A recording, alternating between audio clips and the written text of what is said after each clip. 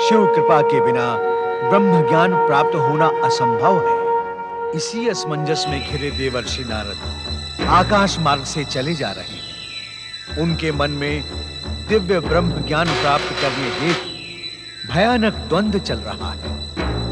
नारद, तुम्हें ब्रह्म ज्ञान प्राप्त करने की इतनी ही लगन है तो तुम्हें काशी जाकर भगवान भोलेनाथ को कठोर तपस्या करके प्रसन्न करना होगा।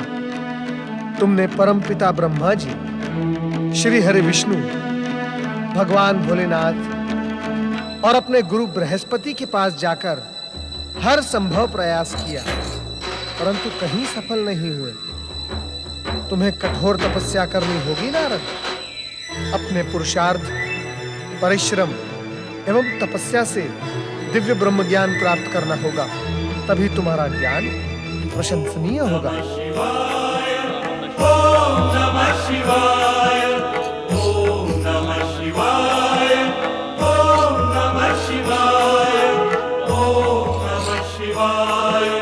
नारायण नारायण, इतनी गहन रात्रि में ये कौन युवक इतनी कठोर तपस्या कर रहा है?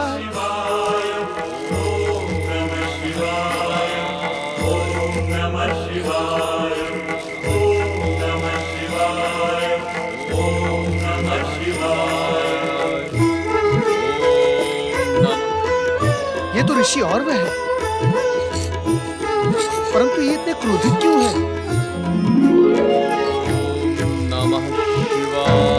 सौम्य, क्या तुमने अपने गुरु के सुख चैन को छीन लेने का निर्णय कर लिया है?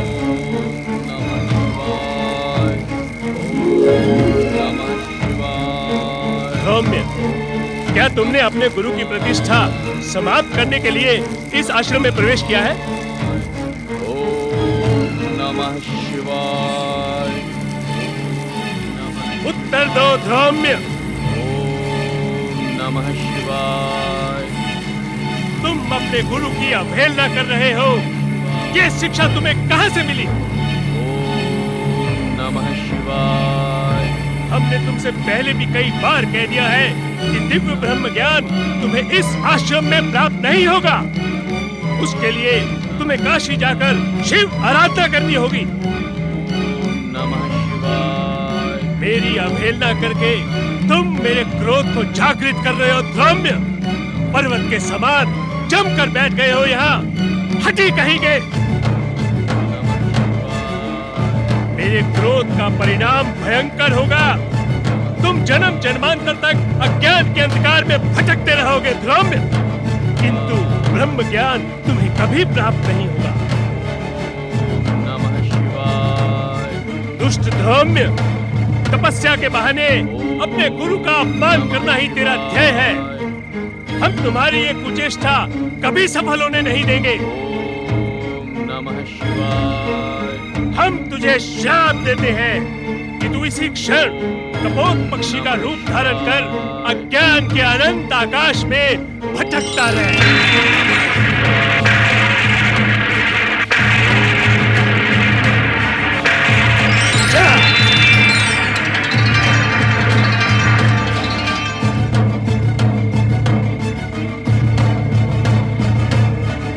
दिव्य ब्रह्म ज्ञान प्राप्त करने वाले मानव शरीर के लिए तरसता रहे। जा।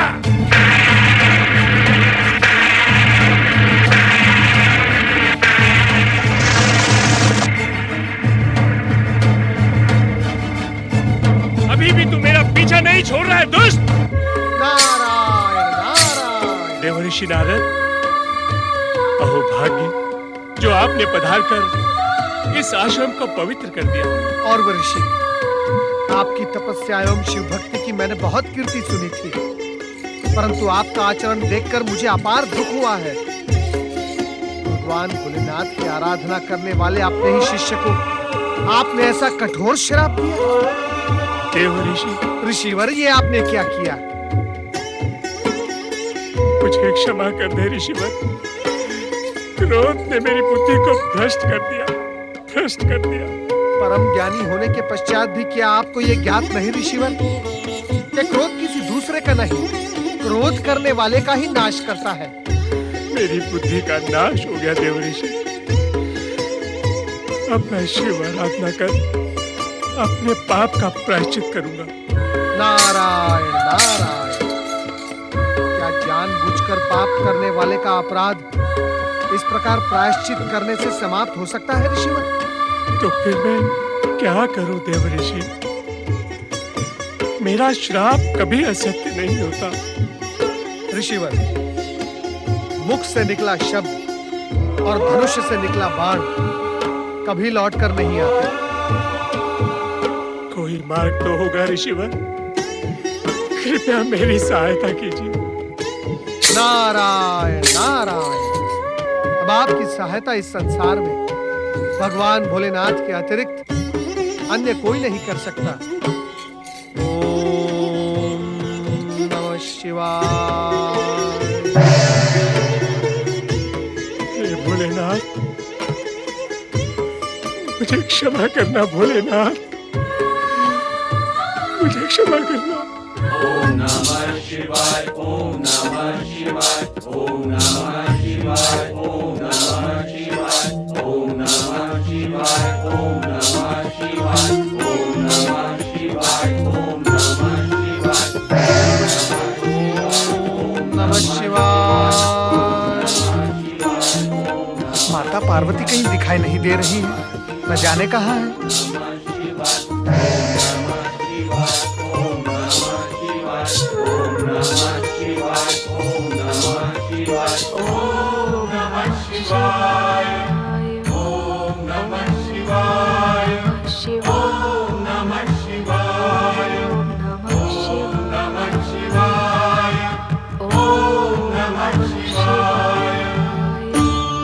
माता, माता, मैं आपके श्री चरणों में कुछ निवेदन करने का इच्छुक हूँ। कृपा करके आंखें खोले माता।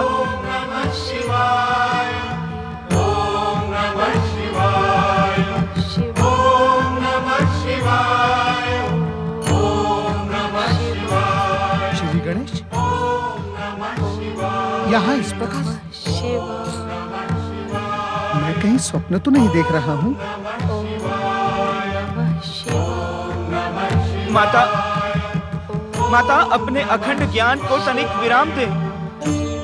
मैं आपकी सेवा में कुछ निवेदन करने के लिए ही यहाँ उपस्थित हुआ हूँ।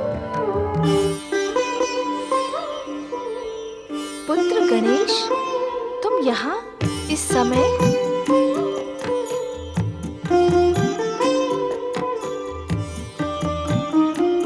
माता, मुझे जैसे ही आपके मन की उद्विग्नता का आभास हुआ, मैं यहाँ उपस्थित हो गया। हाँ पुत्र, पिछले कई दिनों से मैं अपनी उद्विग्नता से व्यथित हूँ।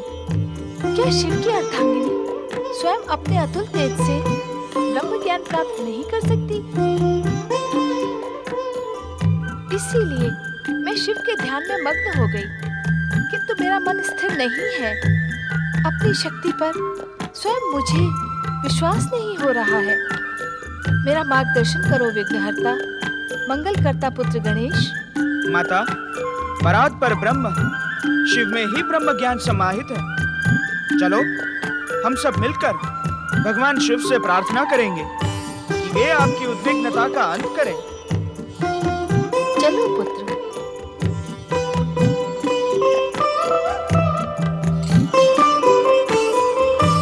प्रणाम माता। माता, मैं भी दिव्य ब्रह्मज्ञान प्राप्त करने की आशा लेकर स्थान स्थान भटक रहा हूँ। मेरी इस जिज्ञासा का अंत केवल आप ही कर सकती है मातेश्वरी। देवर्षि नारद, आप हमारे पूज्य हैं तथा मेरे माता पिता के परम भक्त हैं। आपकी आकांक्षा एक दिन माता पार्वती अवश्य पूर्ण करेंगी। नारद, इसी प्रकार शिव भक्ति करते रहो।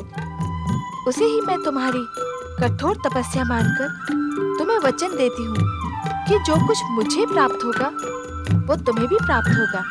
माता कुमाता न भवती। माता, आप अंततः माता हैं, करुणा की मूर्ति, दया की देवी। चलो समाधि स्थल पर चलें।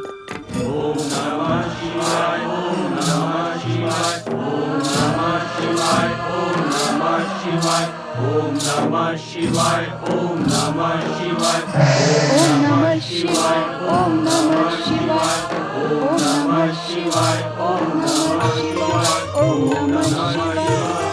कैलाशपति भगवान भोलेनाथ की माता पार्वती एवं मंगलकर्ता श्री गणेश की पुत्र गणेश, तुम्हारे यहाँ आने का उद्देश्य हमें स्पष्ट हो गया।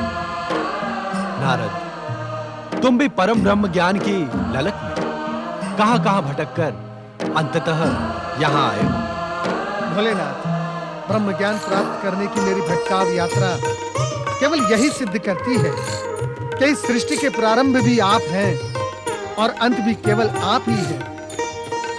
भोलेनाथ, ब्रह्म ज्ञान प्राप्त करने की मेरी ललक आपके श्री चरणों से आरंभ होकर फिर आपके श्री चरणों में आकर पहुंची है। मुझे विश्वास है कि मेरी इस भटकाव यात्रा का अंत अब निश्चित होगा। पूज्य पिताश्री, निसंदेह हम सभी शिव भक्तों के लिए ये गौरव योग्य विषय है कि हमारी प्रार्थना के स्वर आप तक पहुंच चुके हैं। आपकी भक्ति में लीन रहने वाले आपके सभी भक्त आपसे दिव्य ब्रह्म ज्ञान प्राप्त करने के अधिकारी हैं, किंतु प्राप्त वही करेगा जो आपकी कृपा का पात्र बनेगा। भोलेनाथ, मैं आपके चरणों में एक नम्र निवेदन करने का इच्छुक हूँ। नारद, हम भी तुम्हारा निवेदन सुनने के इच्छुक हैं। भोलेनाथ, आप भले ही मुझे दिव्य ब्रह्म ज्ञान प्रदान न करें, मैं संतोष कर लूंगा, किंतु मेरा हृदय आपके परम भक्त धौम्य को उसके गुरु ऋषि औरव द्वारा दिए गए कठोर श्राप से क्षुब्ध है। उस निरीह धौम्य को आप अपनी कृपा का कृपया दान करें, यही मेरा निवेदन है। तुम्हारी लोकहित भावना से हम अत्यंत प्रसन्न हुए ना, और शिष्य धौम्य के लिए तुमने अपने निजी स्वार्थ का त्याग कर अपनी माता पार्वती के दिए हुए वचन को पूरा करने में हमारी सहायता की। तुम्हारी कामना एक ना एक दिन अवश्य पूर्ण होगी। किंतु मेरी कामना का क्या होगा स्वामी? इस प्रश्न का अस्तित्व अब समाप्त हो गया है देवी, क्योंकि नारद को ब्रह्म ज्ञान आपके माध्यम से ही प्राप्त होगा। यह आपका नारद को वचन है और आपके वचन की रक्षा करना हमारा परम उद्देश्य है। स्वामी, क्या हुआ देवी? आपको पति परमेश्वर के रूप में पाकर मैं धन्य हो गई भोलेनाथ। धन्य तो हम भी हो गए देवी, पत्नी के रूप में शिवा को पाकर। शिव और शिवा एक दूसरे के पूरक हैं। किसी एक के बिना सृष्टि की कल्पना भी नहीं की जा सकती।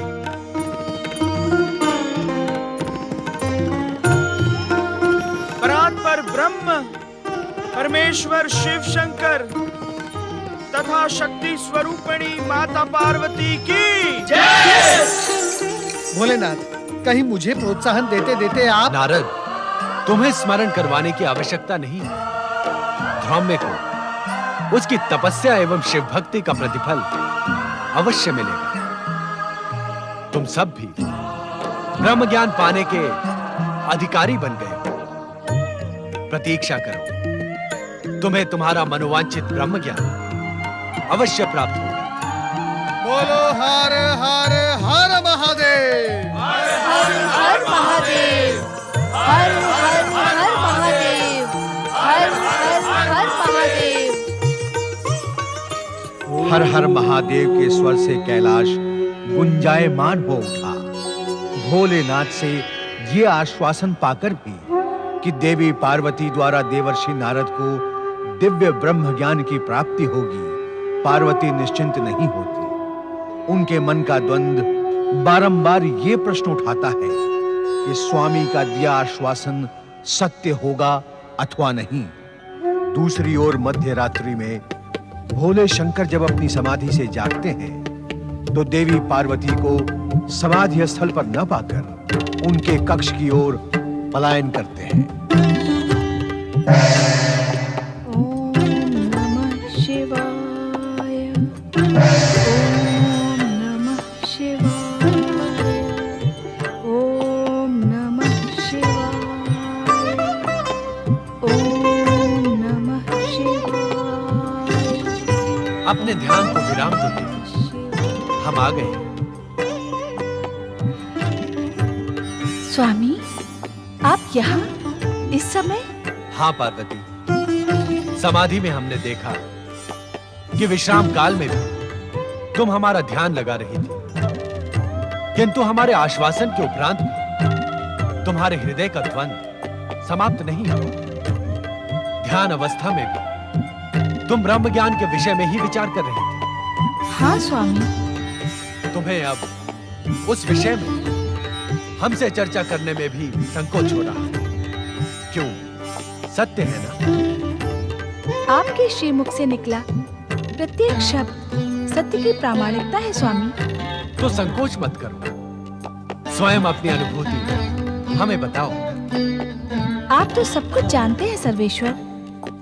हाँ, जानते हैं, किंतु तुम्हारे शब्दों में सुनने के इच्छुक हैं। ऐसा हट क्यों स्वामी? ये हट नहीं देवी, उपचार है। उपचार? हाँ देवी, किंतु अभी तुम इस पर संदेह न करो, मात्र अपने विचार बताओ।